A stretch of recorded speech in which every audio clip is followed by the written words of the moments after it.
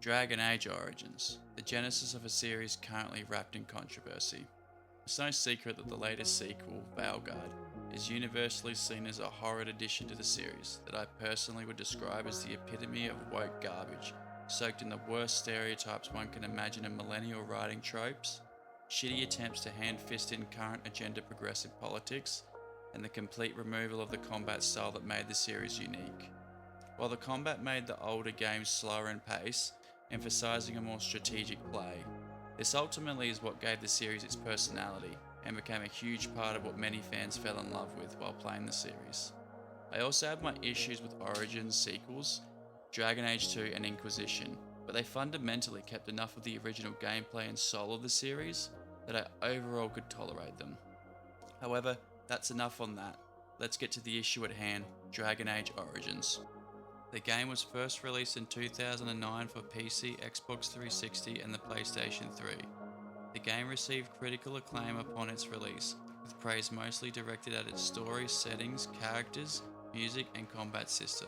It sold more than 3.2 million copies with an additional 1 million pieces of downloadable content sold later on.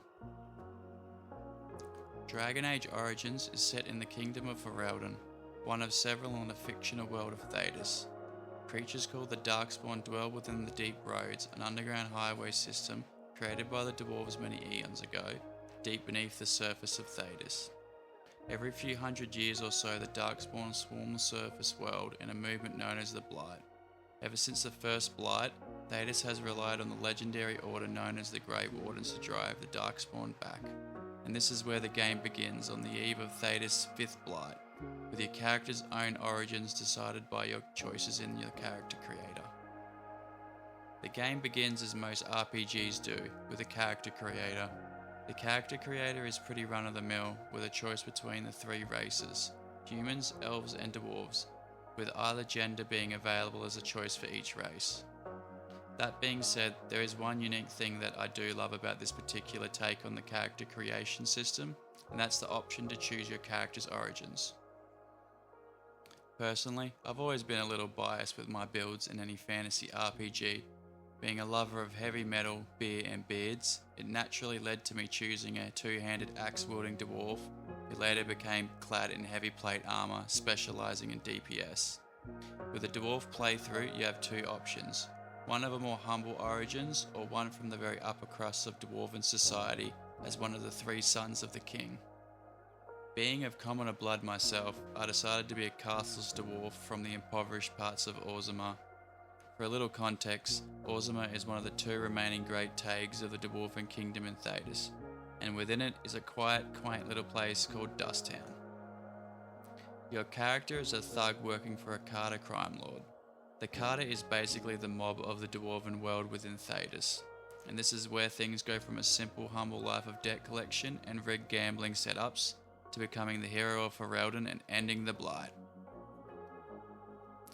The gameplay for Dragon Age Origins is a semi-strategy, semi-live action combat style, with your character and companions that you meet along the way using pretty stock standard D&D builds, tank, combat DPS, magic DPS healer and so on.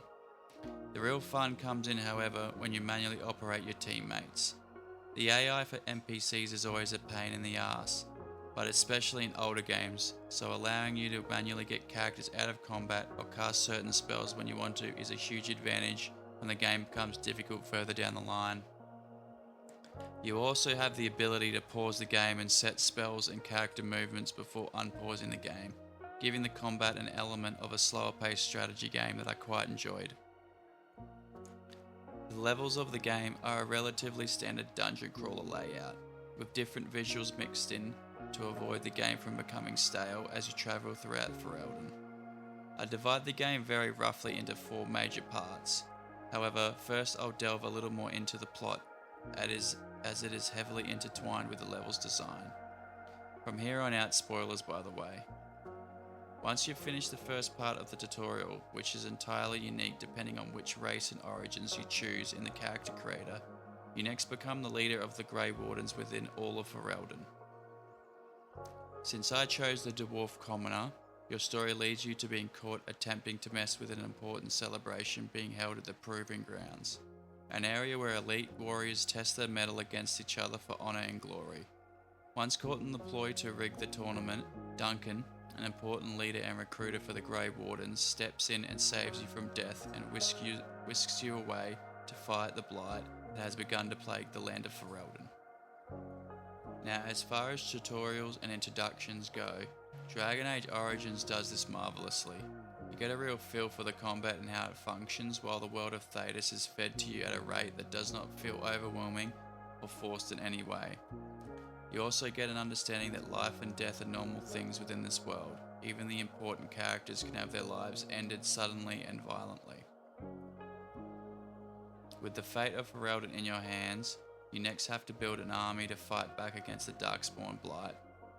You have a choice between going to Redcliffe to talk with a nobleman of the kingdom, going to the Breclian Forest and talking with the Dalish elves, or going to Orzammar to speak with the Dwarfish King. The level design of each portion is exactly what you'd think. However, the level design of each section has many twists and turns, both for the plot and in a literal sense. The difficulty of each section varies, with Orzammar in my opinion being the most difficult. The game's emphasis on freedom and exploration comes at a cost, as you don't really know how difficult a section of the game is going to be till you're staring it right in the face, forcing you to, in a very mannish way, flee for your life, with your honour intact of course, to proudly re-strategize for your next move. However, such is the cost of freedom, the cost always being tremendous risk. The average casual player probably won't enjoy this at all. However, for the more intense player, the challenge is enjoyable and adds a chaotic element of risk to your choices as a player.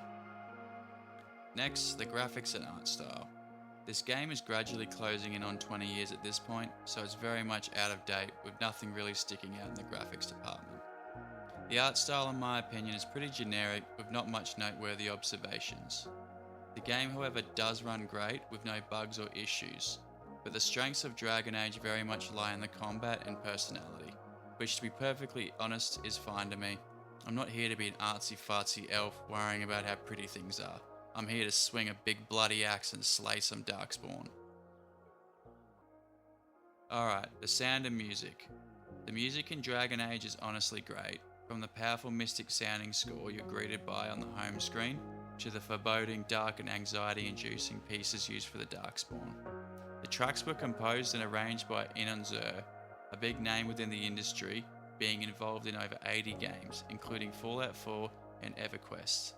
He also worked alongside singer-songwriter Aubrey Ashburn, and everything seemed to be performed by the Northwest Symphonia. Being a mediocre musician myself, I really appreciated the love and effort put into these scores, especially since the music in a lot of games tends to be an afterthought or forgotten entirely. I highly recommend that you pay attention to the tracks as you make your way through Ferelden, slaying Darkspawn, and really immerse yourself in the pieces as you travel with your companions. Alright, now comes everyone's favourite part, the pros and cons of the game. I'll begin with the cons list, as there are pretty huge flaws in this game. The biggest flaw with Dragon Age is the overall plot itself at times. Entire portions of the game could have been replaced entirely. This first becomes apparent when going through a forced dream level, where a demon sloth puts you to sleep with a spell, and through an odd puzzle style version of the game you fight your way out. I haven't dug too deep into this, but apparently a mod has been put out that skips this portion of the Mage's Tower quest entirely. It's honestly that bad. While the game doesn't have these annoying mission styles in it very much, it is enough to drag the game down quite a bit. However, other than that, the plot is otherwise solid, with very little waste throughout the rest of the game. Alright, now for the pros. As far as pros go, this game has a lot of them, provided you're a fantasy RPG fan. The story is complex and presents you with many difficult moral dilemmas that will not always end the way you are hoping. The side quests, while at times can be a little more than boring fetch quests, at least have some impact on the main story of your character, always giving you a small impression that everything you do will add something or take it away from the kingdom of Ferelden as you adventure through it. Another pro in my books is the combat. As a strategy fan, it's right up my alley. The ability to pause combat allows you to really set things up with your companions as the battle progresses, and react in real time as things change without needing to fly across the keyboard like an elite level StarCraft player. You also have the option to pre-program a priority list for your companions, having whatever spells or abilities ready to go automatically when combat begins. It's a real fun system and any strategy enthusiast will enjoy it immensely. I'd also throw in the freedom of the game into the pros list. A lot of games put the player on rails to avoid hard or difficult areas. Dragon Age does not do this. If you're not careful, you can easily venture into a very difficult spot and be killed. Some might see this as a detraction, and the learning curve is quite steep by today's standards. However, I will always put this as a pro. Your hard work will pay off, and the payoff is satisfying. Okay, now we're on to the DLC. Now admittedly, my experience with the DLC is limited. I played around with all of them, and honestly I found it all a little lackluster. It's bearable, and if you're in the mood to continue the fun, they capture enough of the original experience to preoccupy your mind. But that's about it. I couldn't help but feel like it was a cash grab or some kind of slap-on feature done out of habit. Not really driven by passion or because someone had a very good idea, but yeah, that's kind of it for the DLC. Alright, now for the outro and the final verdict. My final verdict for Dragon Age Origins is 3.5 mugs of ale out of 5. I'd give it a higher rating if it weren't for the needless bloat in the storyline. If they'd replaced it with something better, this game would be as close to perfect as a game can come within the realm of possibility. However, that's life, and things very rarely happen exactly the way we'd want them to. But as far as things go, it'll absolutely always be a gem in my mind and something I'll absolutely bust out every few years or so for a fun replay. Alright, that's all I have to say on this game. I hope you find my wisdom sage and helpful in your decision to either play this game or crack it open again and give it another go. Also, make sure to like and subscribe, as those little things always go a long way with helping the channel. Fare thee well, Cyber Traveller, from the Jack Dwarf.